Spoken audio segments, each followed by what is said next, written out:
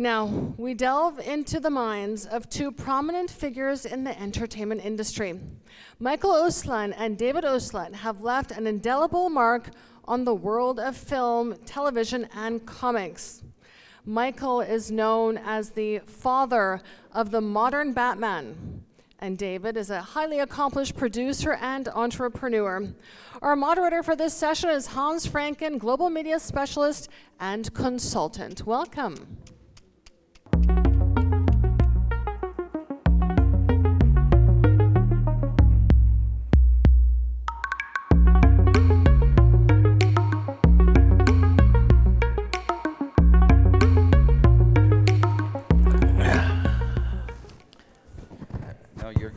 Way. Are we ready? Well, David, Michael, welcome to Abu Dhabi. Thank you, sir. Thank you for coming all the way from Hollywood.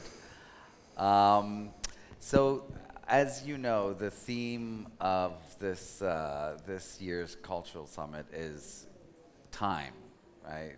Time travel, going back in time. So let's go back in time. And, instead of me introducing you, I think you're going to do a great job by yourself explaining to us how on earth somebody from New Jersey gets the worldwide rights for all time, forever, and hence where David comes in, for arguably the most successful, not only superhero, but animated character franchise in the history of the industry, Batman. Well, let me answer that from the perspective of the Culture Summit. Right. Everybody who is here is either a creative person, a business person, or a hybrid. And all of us share a common journey, because for all of us, our journey begins with passion. It is simply the only way for the path to success to happen. That has to be followed by commitment, perseverance, and a very high threshold for frustration. Mm-hmm. That's my story. I was growing up the ultimate comic book geek. I loved my comic book superheroes. And I knew early on that these were the same adventures I was reading about in school that were called mythology. Mm. The ancient gods of Greece, Rome, Egypt all still exist, but today they wear spandex and capes. So I had a great affinity for the material. By the time I went to college, I already had over 30,000 comic books, dating back to 1936. I was a fan, and my favorite comic book character of all time was Batman.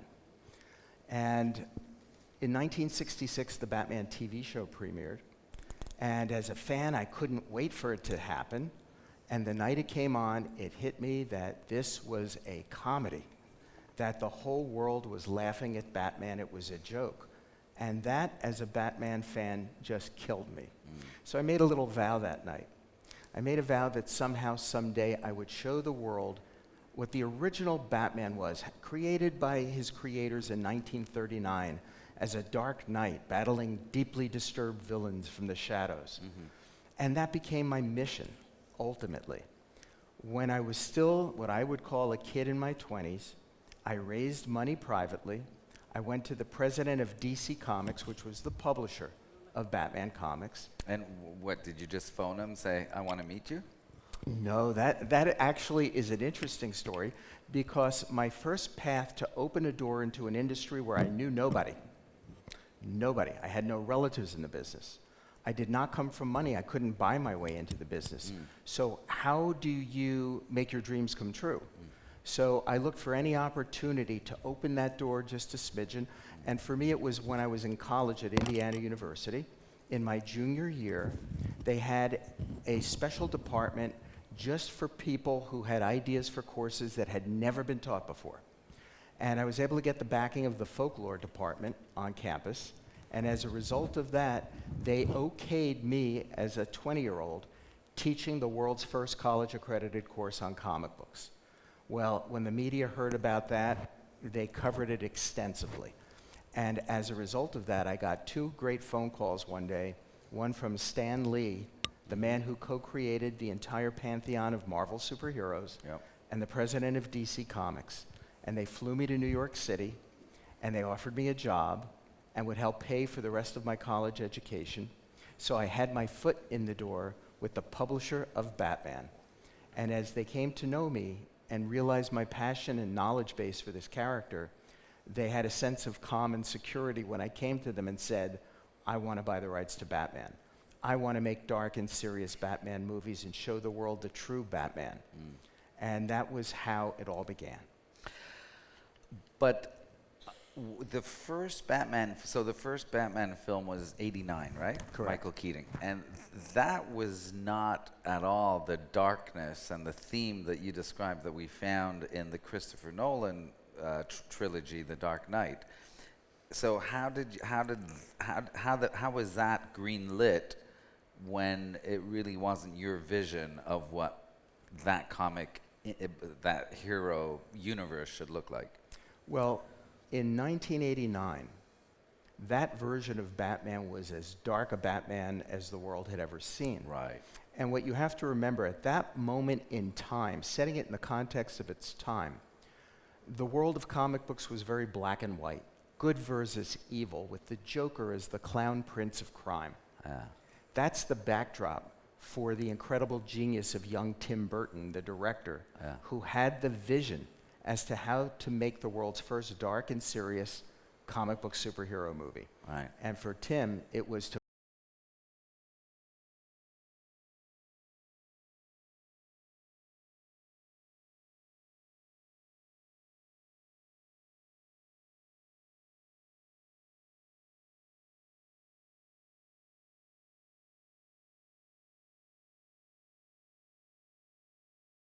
getting dressed up as a bat and fighting a guy who looked like the Joker. Right. A number of years later, Chris Nolan, to accomplish the same thing, restoring the darkness and dignity to Batman, came at it 180 degrees differently. He wanted to show the world this could be real.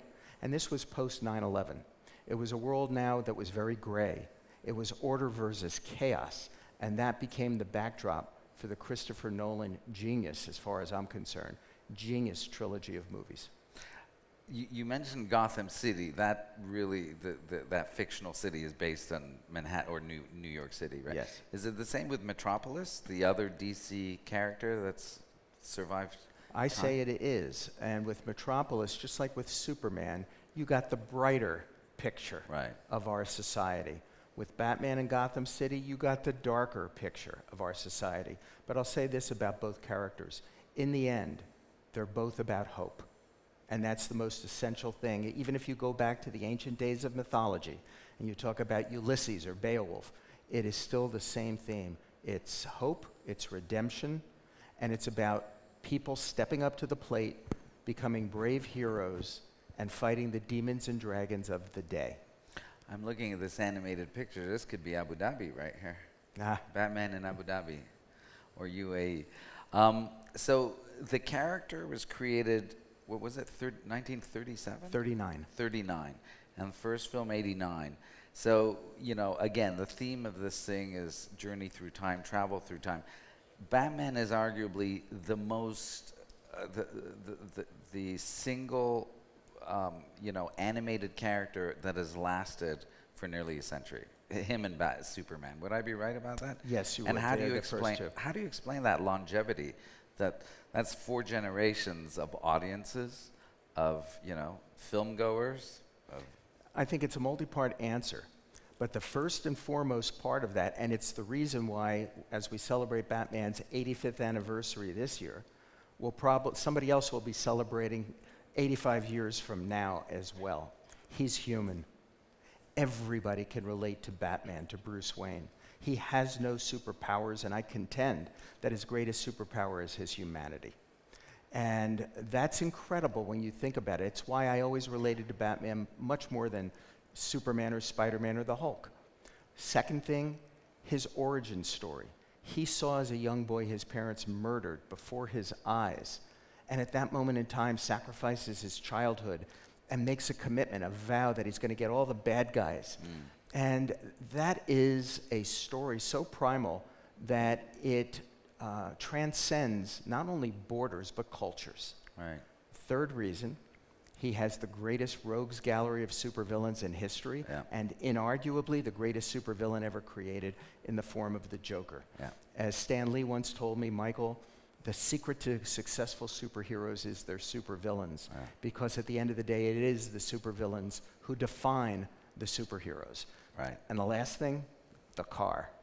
The car is, it just resonates with everybody. Absolutely, and it keeps getting better every edition, every film. doesn't It certainly gets different. Yeah. You know, I'll add something in as a fan, not as a professional. But one of the things that Warner Brothers and DC has been great at is the localization of these characters like Batman for these important foreign markets. Batman Ninja is a great example. That was made by Warner Japan for the Japanese consumer base, and they were the priority. It performed very well there, and they're in the middle of doing another one now in a couple months. And that was comic book, animated series, or film? It was an animated movie, but the success of it spawned an entire localized franchise based on Batman, and it was a very hardcore manga anime adaptation, but it worked wonderful there. And in a couple months in South America and in Latin America, Aztec Batman, it's coming out across the world, but in South America and Latin America, it's coming out in movie theaters.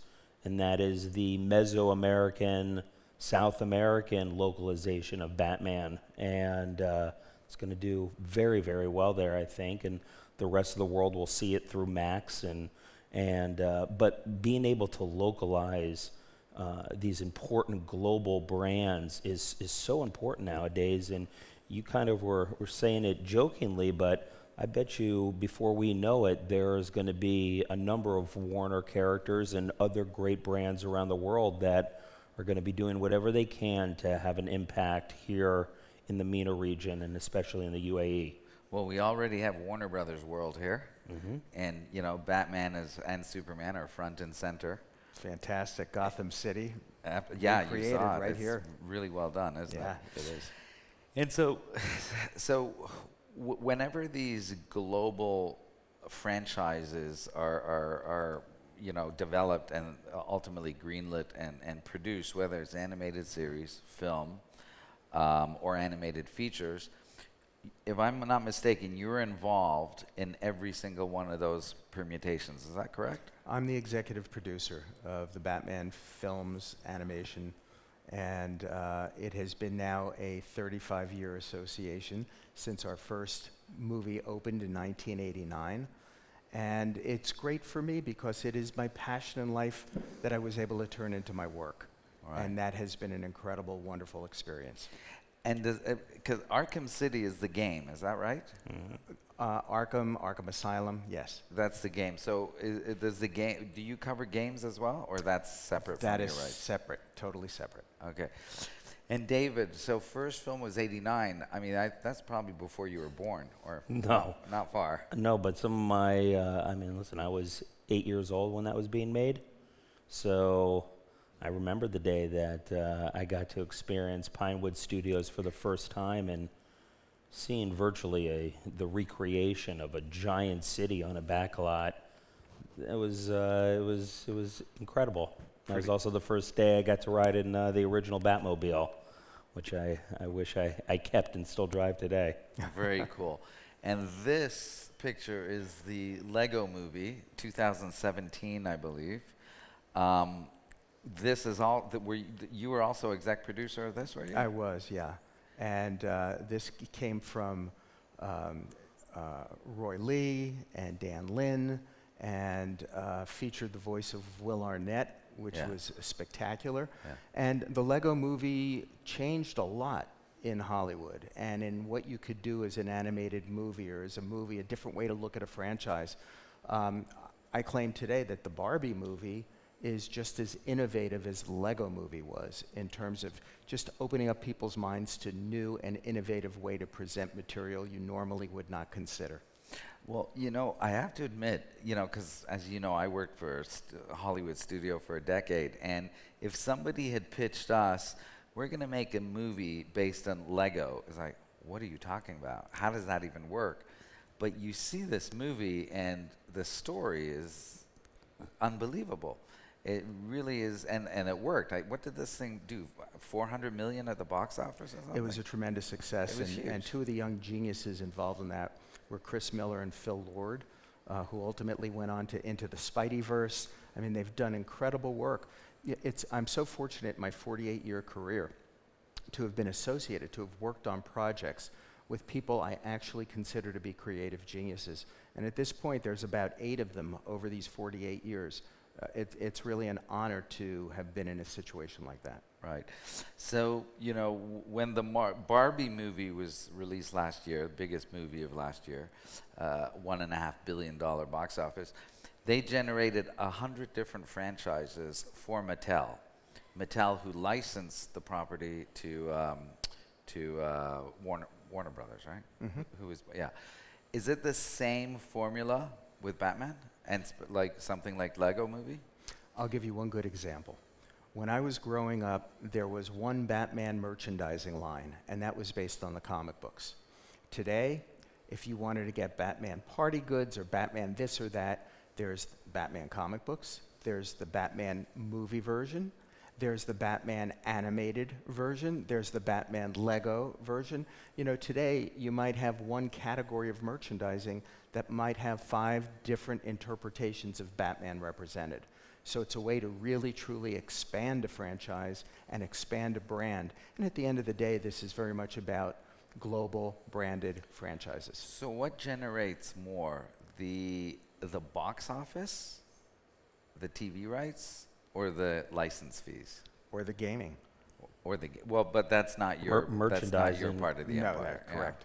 Merchandising and licensing is just such a moneymaker every year, even when there's not films and TV.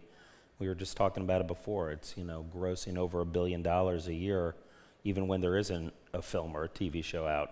Right. Yeah.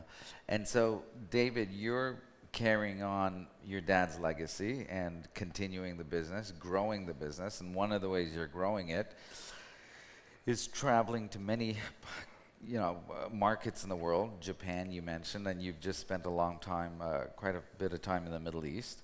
And one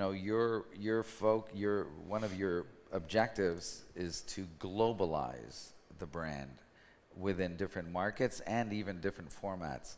How are you going about that? Because that's a huge task to take that, legendary and timeless character to the next level. Honestly, the most important thing for me is the new IP and franchises out there that deserve to be adapted into something bigger. And there are far too many amazing legends and story characters, creators coming out of the MENA region that deserve to have their IP adapted in different ways. It deserve to have their IP supported in different areas of publishing and in gaming and location-based entertainment and all of these different areas. So beyond localizing the projects that we're working on and the great characters that we work with, there are local companies here like Sandstorm, which is a great local comic book company here that is developing content that, can stand up on its own 2 feet next to any Marvel or DC comic book. Yeah. And, making stuff that has great artists on board and solid editorial support. And even though they're based on local stories, these are the types of books that are going to, sell well across the world, that are going to keep growing and evolving. There's going to be more and more characters or more and more creators that are discovered here and given these opportunities. That's what I am really excited by. So your strategy is really to start stepping outside the Batman universe and discovering and exploiting locally bred IPs using your combined experience of publishing, global distribution, production. It's a two-way street. Being able to globalize these local opportunities is massive, but this is such an important region around the world now, and not now, it has been, and it will be, forever will be, but my prediction is that day by day, the biggest brands, library owners, studios are going to be doing whatever they can to be here. And what do you see the biggest challenge for UAE or wider, Arabic region? What do you see the biggest challenge of getting that locally created IP and, to turn the industry from franchisee, because they're very good at franchising, to a franchisor, right? And getting that IP out there and exploited. One of the things that I do, everywhere we go, we speak, especially in the MENA region, and I say the same thing over and over again. America has inundated the world with our superheroes. All of our superheroes are based on ancient Greek, Roman, and Egyptian culture, modernized. Where are the superheroes? Where are the stories from the MENA region, from the UAE, from Saudi? Here in America, we have 250 years of stories. Here they have 5,000 years of stories, and mythology, and folklore, and legend.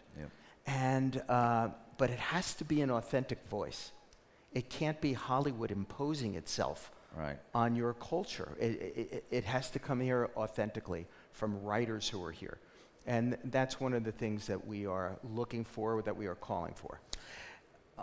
It's not also easy to find, the right talent here, and talent that has, enough expertise and history to write for global audiences.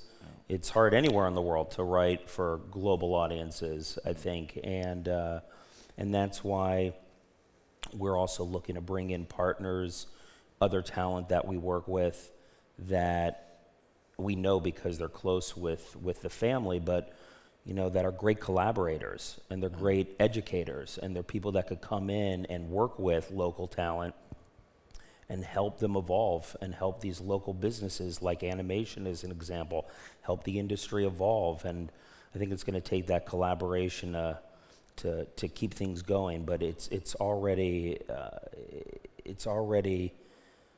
I think going so well that we, with all the time we spend here, we get calls all the time now about helping friends and other companies try to get into the MENA region and figure out who to work with, who to talk to, what writers and directors to get access to, graphic designers. It's quite amazing. Because I think you'll agree, any IP has to first work be consumed in your local market before it can travel, right? I mean, the two biggest media brands in the world, Pokemon and Hello Kitty, they were a success in Japan before they became, global phenomena. And that's probably your biggest challenge. Yeah. Because the rest is what you're used to doing with Batman. Hello Kitty's a great example, because my friends back in, and they're partners of mine back in the US, they created the Hello Kitty restaurants that are in Las Vegas, that are in the greater Los Angeles area, and these F&B experiences, as an example, just one category of licensing, those are huge opportunities. And that's why, Yas Island here, and just how much this country cares about entertainment and global content. We could be bringing in Transformer restaurants and this and all these things, and there's a home for that here. There's a thriving fan base for that here. Let's open a Batman restaurant in Yas Island. I couldn't agree more. Okay. And Dave, Michael, you talked a lot about the history and the folklore and the psychology of the villains, and you speak of comic books nearly from a literary and educational position. But it's not a coincidence, because I think you are the first college accredited comic professor of serious study of comic books at your alma mater, right? Yes, at Indiana University. Right. I started that in 1972. Right. And the rest, as they say, is history. But in addition to that course, many years later, I can't believe it's probably 10 years ago, David and I joined forces with our idol, our co-mentor and friend Stan Lee, Right. creator of the Marvel superheroes, and we did the first ever course on comic book superheroes offered by the Smithsonian Institution in Washington, D.C. And it was an internet course through edX, still being offered today, and we've had something over 500,000 students worldwide sign up for this free course. Wow. And Stan lectures about the creation of superheroes, and we fill in the history. It really has been a great experience. I mean, you know, you were talking about the biggest challenge being talent and, you know, indigenous talent. Perhaps one of the solutions to come and give that course here to our students in Abu Dhabi. Yeah, and we would also bring in as mentors artists and writers and editors to aid and abet in the process. But again, it's not coming in and imposing ourselves or imposing a Hollywood perspective on it. It's a matter of working hand in hand as full partners. That was a very subtle 5 minutes alarm. I do want to open up to Q&A because this is a once-in-a-lifetime chance for many people here, especially comic book fanatics and the business of comic books. Any questions before we go on? Any questions? Yes, sir. Is there a roaming mic anywhere? No? Or do you have a loud voice?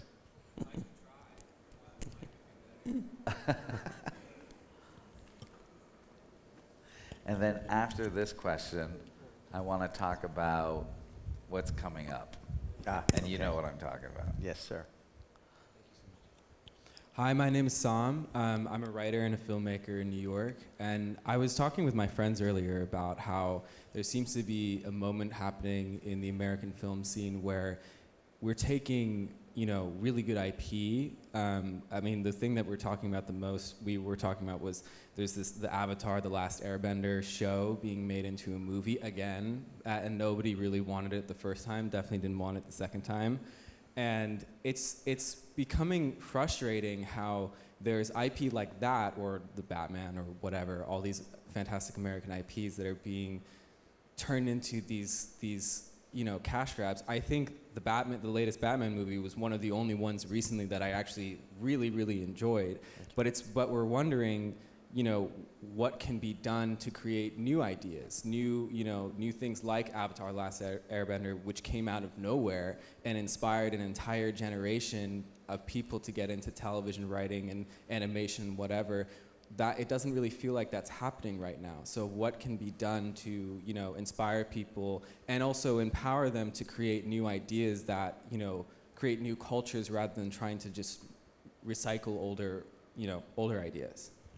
The answer here is you. It really truly is. This industry is changing in a revolutionary pace. It's changing every day. The technology is contributing to that. COVID contributed to that. Streaming. Where do movie theaters fit in now and in the future? We're in a state of revolution. And old business plans that have worked for the studios and networks for ages are out the window now. And a lot of people will look at this and go, oh, this is a catastrophe. We look at it and say, this is an opportunity. It's a time for disruption. It's a time to open the door to new voices, new perspectives, and that's, again, one of the reasons we are looking worldwide for new IP and new ideas.